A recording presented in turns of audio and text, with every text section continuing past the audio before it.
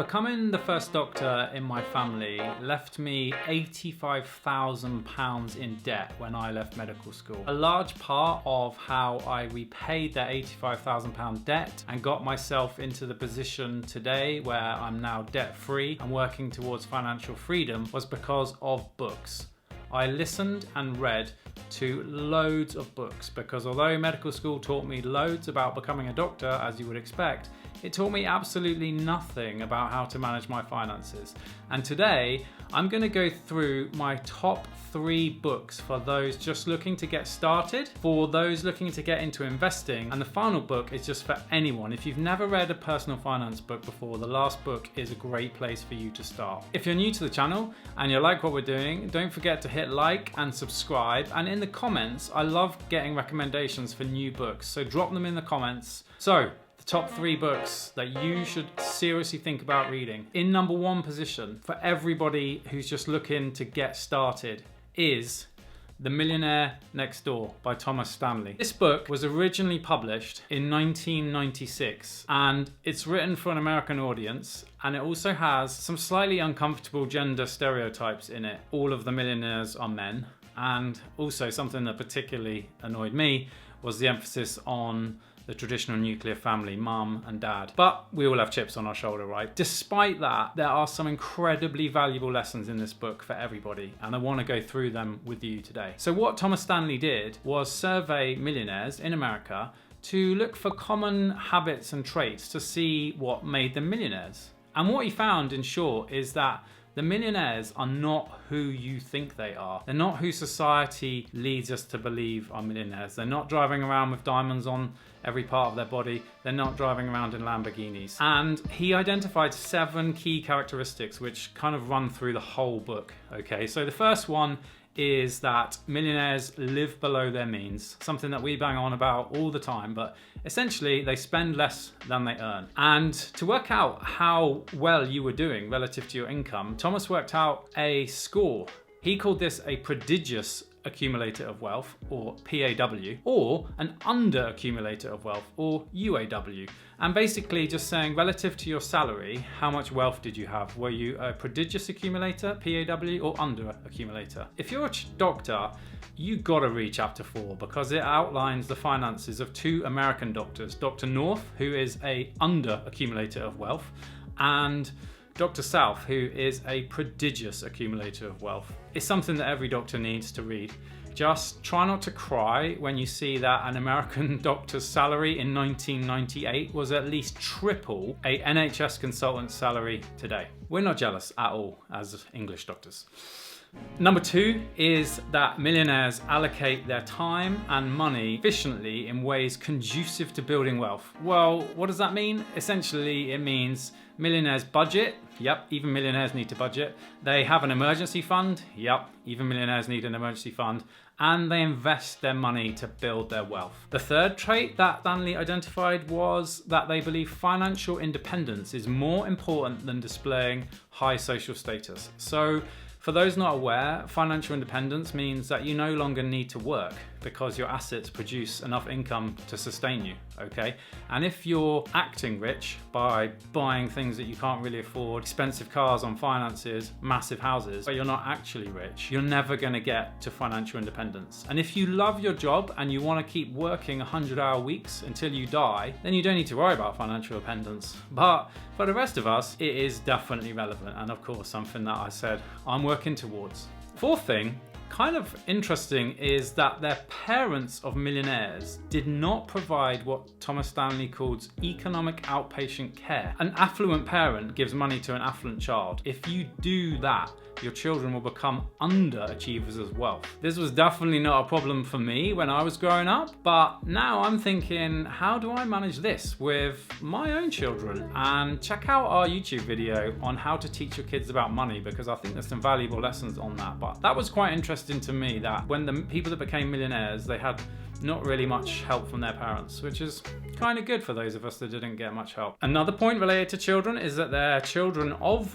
millionaires become economically self-sufficient. And again, contrary to popular belief, giving too much money to children just damages their ability to succeed in life, and more often than not, it backfires in a negative way. So really interesting. Another characteristic that Thomas Stanley identified was that millionaires were proficient in targeting market opportunities. One of the best ways to make money is to sell products or services to those who already have money, because often people that make stuff and supply stuff to affluent people become wealthy themselves. So I thought that was a pretty interesting point. Final point, again, interesting for doctors, and it's gonna hurt if you are a doctor reading this chapter, to be honest with you, because millionaires choose the right occupation, and this is not what you necessarily think, okay? So most millionaires make their money in boring industries like engineering, maintenance, or restaurants.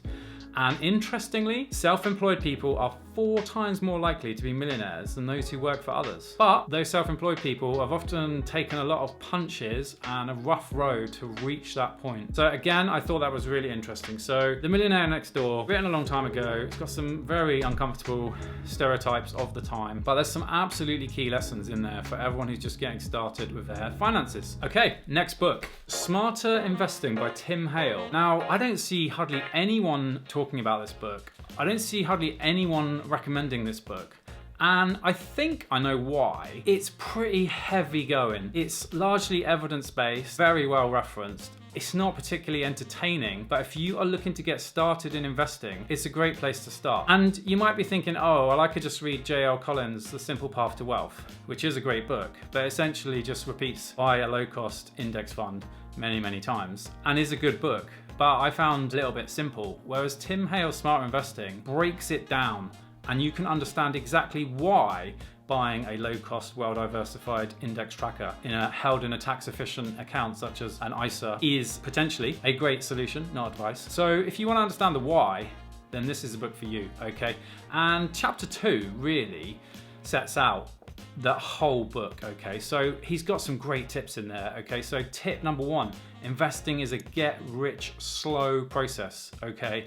Investing relies on compounding good returns over many, many years, okay? It doesn't happen overnight. No one is getting rich with investing overnight, despite what the media will tell you. So plenty of people getting poor with investing overnight by not following what's in the book. Other tips, don't put all your eggs in one basket. Something we talk about all the time. You need to diversify your investments to reduce your risk. Another really interesting point is that capturing the market return is a valid objective. This is another way of saying Tim Hale believes in passive, not active management. You can invest your money in funds, and funds are a collection of investments all packaged into one nice neat package so that you can invest easily. And you can invest in an active fund where a highly skilled and highly paid, using your money, manager will try and select the best shares that perform the best for you. And you would think that that would be the best solution, but actually there's plenty of evidence out there now to say that active investing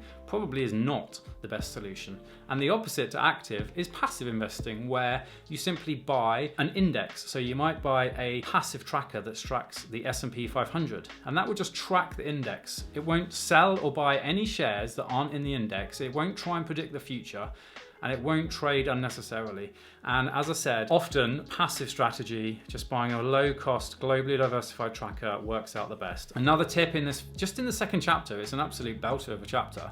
If it looks too good to be true, it probably is. We've seen this so much recently with all of the hype around crypto, NFTs, etc. And you'll just see it again and again and again. Tomorrow there'll be another equivalent of NFTs, etc. So that's a great point. Investment costs truly matter. Again, kind of related to capturing the return is a valid objective. Investment costs really matter. How much you pay as an ongoing fee to hold those investments really mounts up, and you need to have a really good reason if you're going to pay over the odds. Okay, so something that I see people doing all the time, paying way too much for the investment costs. Final tip, which I think is pretty sage for those that have been investing a long time like me, don't worry about what you can't control. Incredibly easy to say, sounds a bit trite in my opinion, but actually the longer you're in investing, the more you realize that what you can control is your savings rate, how much you put in, your asset allocation, your tax, how much tax you pay, But you cannot control lots of other things. You cannot control if the banks go on a run and all go broke. You cannot control if someone starts a war. You just can't control those factors. So you just got to focus on what you can control, your savings rate, investing tax efficiently, getting a decent portfolio set up that matches your risk tolerance and your goals. And don't worry about all that other stuff. As I say, very easy to say, takes a lot of experience to be able to do that. So Smart Investing, Tim Hale, I've no idea why it's not more popular. Maybe because it is a bit heavy, it's very evidence-based, but if you want to understand why holding a globally diversified index tracker in a tax-advantaged account such as an ISA is potentially, not advice, a great idea, then you need to check this book out. It's also really UK-centric as well, so if you're in the UK, happy days. The final book, in my opinion, is for everybody. If you've never read a personal finance book before, or you start reading Tim Hale, Smarter Investing, and you just think, oh my goodness, this is so heavy, what the hell is Tommy talking about recommending me this book? Head here instead, and you can see how much I love it by all the notes that I've got in there. The Psychology of Money by Morgan Housel, okay? Absolute modern classic in my opinion. And if Tim Hale's book is a how-to manual of investing, then this book is a why-to. So Morgan Housel is a journalist who, interestingly, his dad was a doctor that became disillusioned with medicine and quit on his own terms thanks to some smart financial decisions. The central theme of this book is that investing and finance is not the study of numbers, it's a study of how people behave with money. And by managing your money, you can use this to build wealth, and that wealth will allow you to buy back control of your own time, something that I'm definitely working towards. In the book, Housel argues that, your outcomes have a lot to do with luck and your experiences, and the often quoted example here was that Bill Gates' school was one of the only schools in America that had a computer, and therefore luck had a role in shaping Bill Gates' future, and I think we know how that one ends, so hard to argue against that. So just a great book in my opinion, and really easy read, broken down into nice little chapters. And if you read this book and Smarter Investing by Tim Hale, you'll have a really sound foundation to start your investing journey. 3 books that helped me. I hope that they help you. Let me know in the comments if you've got any other book recommendations. Thank you so much for watching. Don't forget, if you like these videos, we're making plenty more, so hit the like button and don't forget to subscribe. See you on the next video.